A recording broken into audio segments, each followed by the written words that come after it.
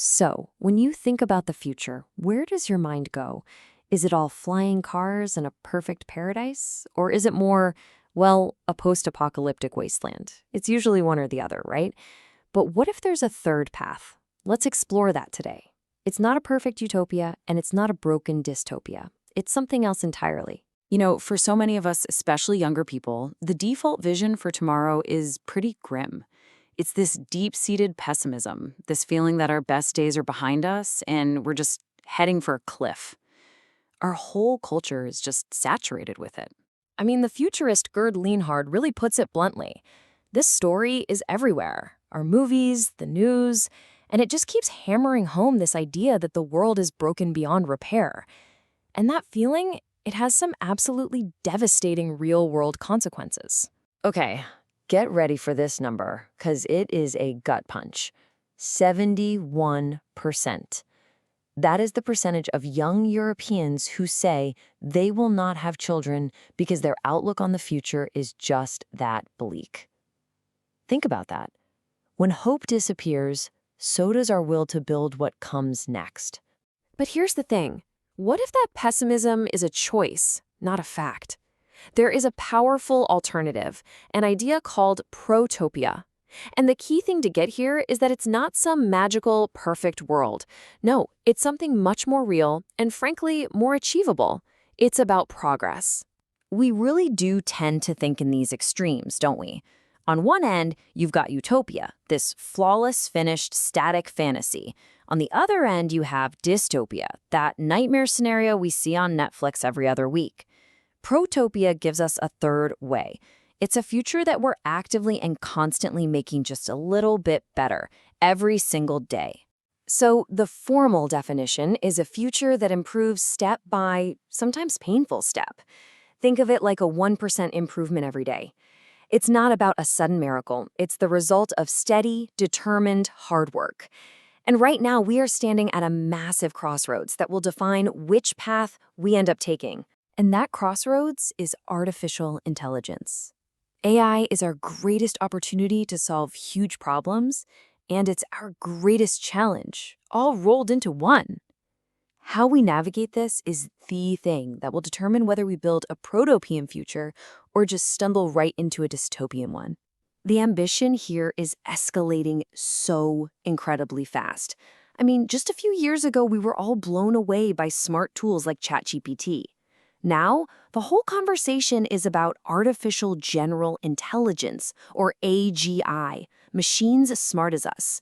And for some companies, the stated goal is even wilder, creating digital humans designed to literally replace us in our jobs. Just take a look at OpenAI's own roadmap. It goes from simple chatbots to reasoners to autonomous agents, and then, get this, to entire AI organizations that can operate all by themselves.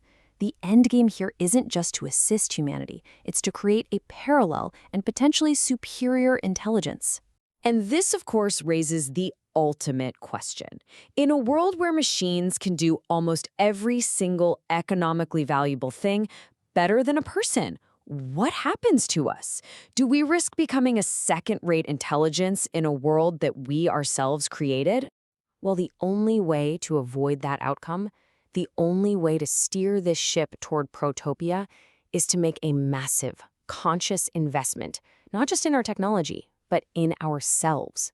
We have to start investing in our own humanity. But right now, if you look at our priorities, they are dangerously out of balance. We are pouring trillions of dollars into making our machines smarter, faster, more capable.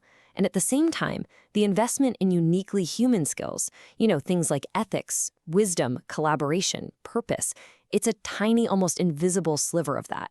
This is an incredibly dangerous gamble. Think about it this way.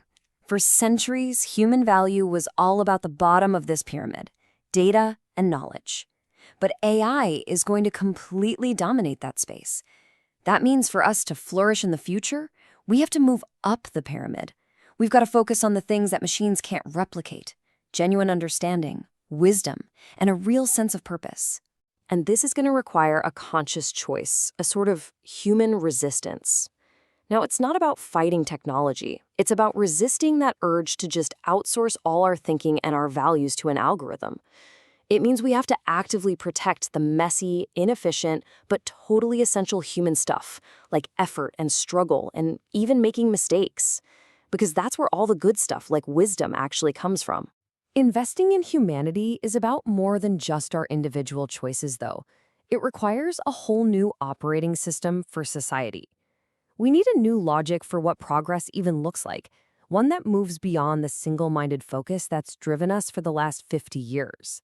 For decades, the old model has been profit and growth at all costs, just one P. And that model, well, it's killing us. The new model, a kind of sustainable capitalism, is about expanding our definition of success. It's a huge shift from that one lonely P to 5. So here they are, the 5 pillars of this new model: people, planet, purpose, peace, and prosperity. Now, notice prosperity is still there. This is important, but it's balanced with our well-being, the health of our planet, a shared sense of meaning, and global stability. It's a much more complete, holistic vision for what a good future can be. You know, this old saying captures the idea perfectly. The future isn't something that just happens to us, it's a choice. So, which wolf are we feeding? Are we feeding the wolf of fear, division, and dehumanization? Or are we feeding the wolf of collaboration, humanity, and progress? And this really brings us to the most important takeaway of all. The future is not some tidal wave that's about to crash over our heads. We have agency. It is coming through us and by us. We are the ones shaping it with every decision we make, every value we prioritize, and every system we design. As the great thinker Buckminster Fuller once said, we are to be architects of the future, not its victims. Think about that. We have the tools, we have the knowledge, we have the capacity to design and build a better world. The only real question is, do we have the will to do it? So I'll leave you with this final thought. This choice between protopia and dystopia, between being an architect or a victim, it's not some abstract thing for another generation. It is being made right now, today. So the question is, what role will you play in building what comes next?